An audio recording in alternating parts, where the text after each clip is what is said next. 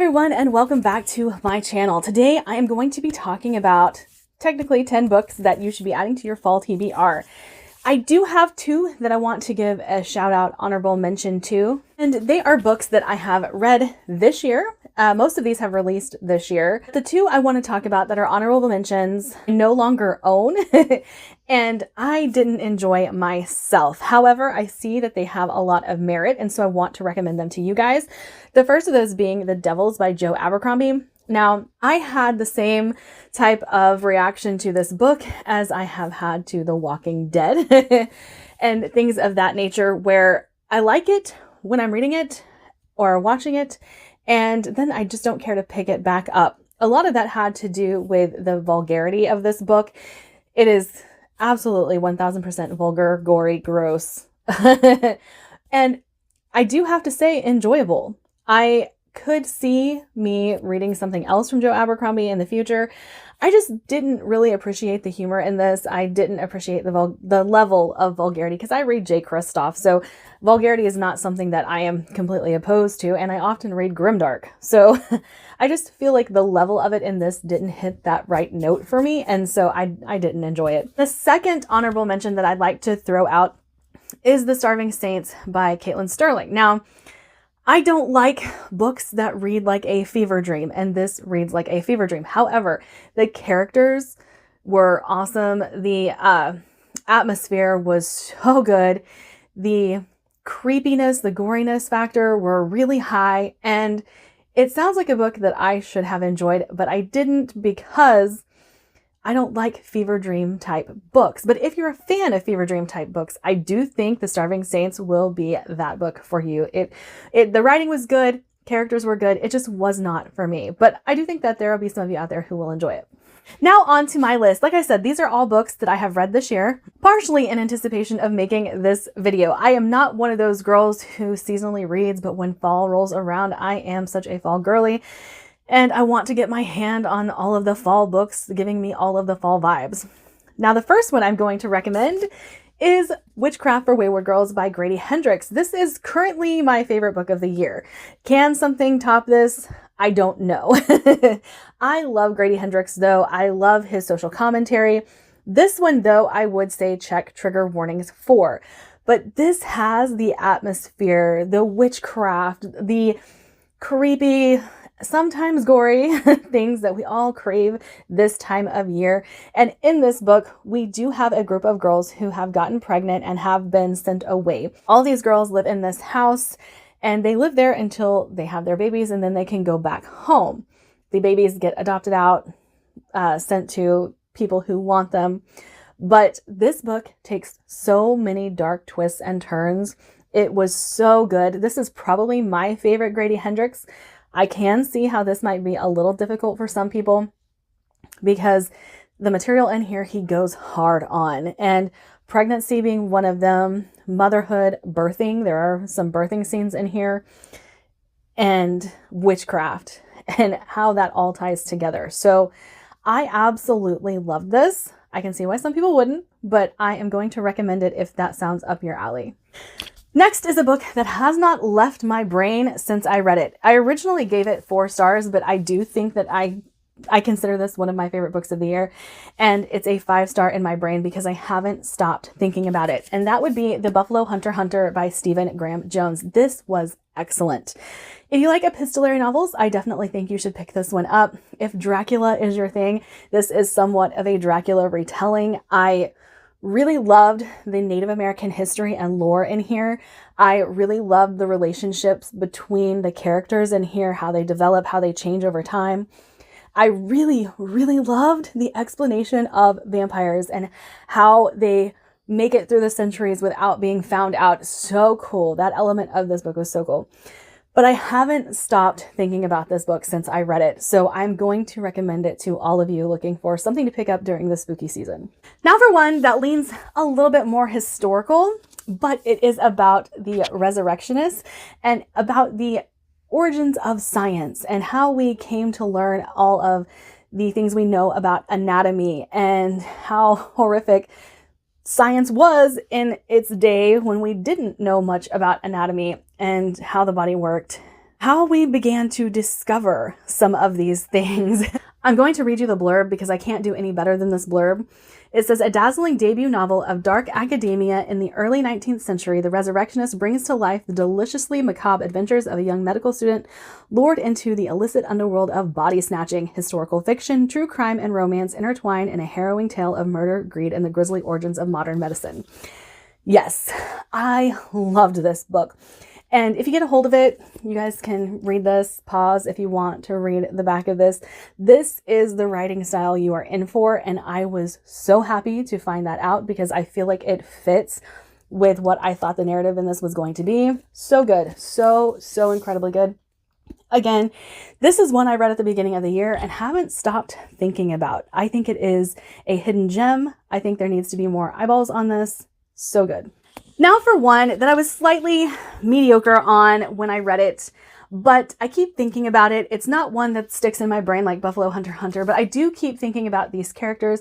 I do keep thinking about this setting, and I kind of want more. I originally posted this on my Pango for sale, and I have since removed it and decided I wanted to keep it. So we'll just, like, that, if that tells you anything.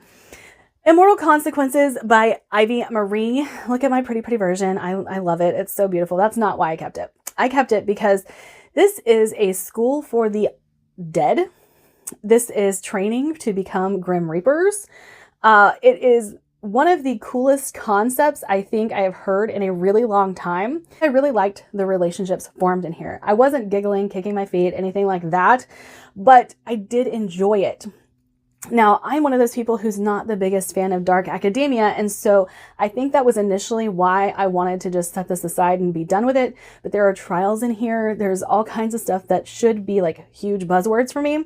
And I did give this 4 stars, 3.5, 4, somewhere in that range. And so I did enjoy it. I don't know why I decided I wanted to get rid of it, but I have since decided that I want to keep it. And if you are looking for dark academia kind of set in hell, here you go. I've talked quite a bit about how I love Mexican Gothic stories. I am so in love with Isabel Cañas, Sylvia Moreno Garcia. I love the Hacienda, all of those things. They are so good. And I was so excited when my horror book club picked up Salt Bones by Jennifer Gavan. This was amazing. I loved it.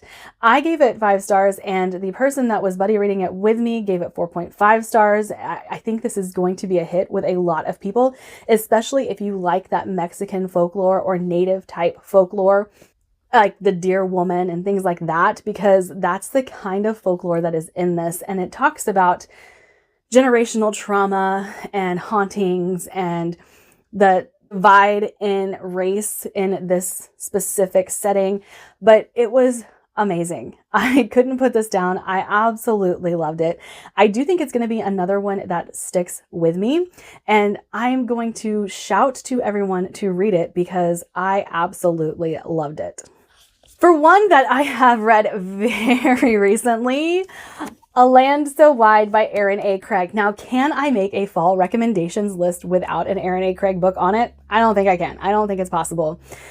But this is kind of like if you combined M. Night Shyamalan with vampires and, you know, kind of threw in some into the world consequences and things like that.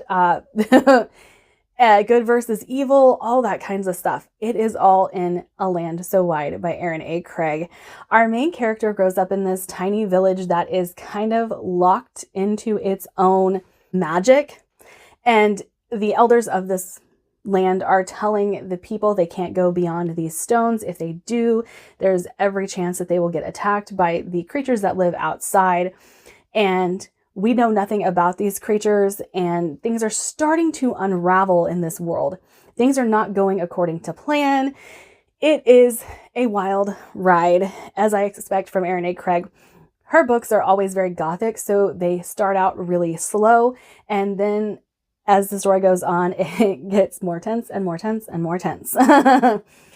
I love Aaron A. Craig's writing. It's so beautiful, so lyrical, and I really enjoyed this story. I think a lot of people will enjoy this story. If you're a fan of vampires, just go ahead and read it because I don't want to talk too much about spoilers for this book, but I do think that that plays a big element in this, and I really, really enjoyed it. Now for one that was not a release this year, but one that I read this year, I have to say My Darling Dreadful Thing is one of the best horror books I have read in a really, really long time. And I am so looking forward to Blood on Her Tongue. We will be reading that this month in my horror read-along. And after reading this, I'm just so excited to get to that book. But this one is about a girl whose only friend is a corpse spirit. And this spirit convinces her to do things. This spirit convinces her how to think, how to act, how to feel. And there's a lot of trauma associated with why she is like this. And then she meets someone named Agnes who kind of takes her in, takes her under her wing, and starts to perform seances with her. So that's all I'm going to say about this book. I do think that it is one that you just kind of need to get into and experience for yourself. But this was so good. Again, like I said, probably one of the best horror books I've read in a really long time. And the writing is beautiful. The scenery is macabre. Ruth is a little scary, and which is the spirit corpse person, but it's creepy. It's atmospheric. It is fantastic. All right, and then I can't talk about beautiful writing without talking about The Bewitching by Silvia Moreno Garcia. I loved this book so much. Loved it, loved it, loved it. The writing in here is what kept me going. There is a good storyline here. There is, again, some kind like generational trauma to be dealt with in this, but the story was beautiful. And again, we delve into Mexican folklore. I have really, really been loving that. And this one kind of took me by surprise because I didn't know what to expect. This is a little outside of what Silvia Moreno Garcia typically writes. And I have read a vampire story from her, so I did know that she could go this route, but I loved this. It says 3 women in different eras encounter danger and witchcraft in this eerie multi-generational horror saga. That's pretty much all you need to know. Like I said, the plot in here isn't the strong point. It is the writing, getting to know the characters, going through all of the generational trauma that this family has seen and experiencing it once again. I think this is absolutely a stunning book. And next we have Hemlock and Silver by T. Kingfisher. Oh my God, I love this. We have an older character who is summoned to the castle to take care of the king's daughter. And the woman is like, no, I'm not a healer. I'm a poisoner. Like I study poisons. And the king's like, okay, but since you study poisons, maybe you can figure out what poisoned my daughter. And so she finally gives in, goes to the castle.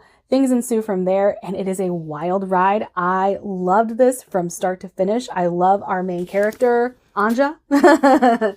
She is absolutely fantastic. Following an older main character, that was probably one of my favorite parts of this book. And this does have some like Alice in Wonderland type things going on in it, which I also loved and appreciated.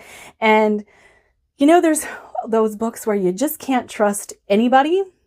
You kind of have that in here as well. Like, don't take anything at face value. I really, really enjoyed this one. And this one might be on my favorite books of the year. I'm not sure yet. We'll see how long it sticks with me, but I loved this so much. And last, but certainly not least, I again couldn't make a video without mentioning The Night and the Moth, which might again be one of my favorite books of the year.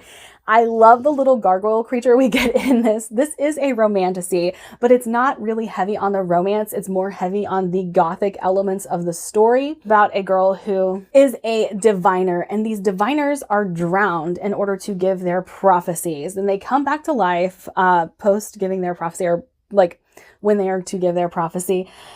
But it's been like a horrific lifestyle for her. The diviners in this temple, though, start to disappear one by one, and they don't know what's going on. And when our main character decides to escape, she ends up partnering up with a knight in this world, and he's rude and kind of standoffish, but she ends up following along with him to get where she is trying to go, and the romance is very cute. Like I said, I loved her little gargoyle companion in this as well. I I really love Rachel Gillig's writing. One Dark Window was one of my favorites when I read it. Two Twisted Crowns, one of my favorites when I read it. Her Gothic writing, though, just lends so much to the story, and I devoured it. I could not get enough of this. I am to the point I already want to reread this. Anytime someone posts that they're reading it, I'm like, I want to read it again. Maybe I should just read it again. Let's read it again. So if that tells you anything, and the ending is so bittersweet, but I really, really enjoyed it, and I can't wait for the next one because this is a duology. All right, that is it for this video. Like, subscribe, do all the fun things, and I'll see you guys in my next one. Bye!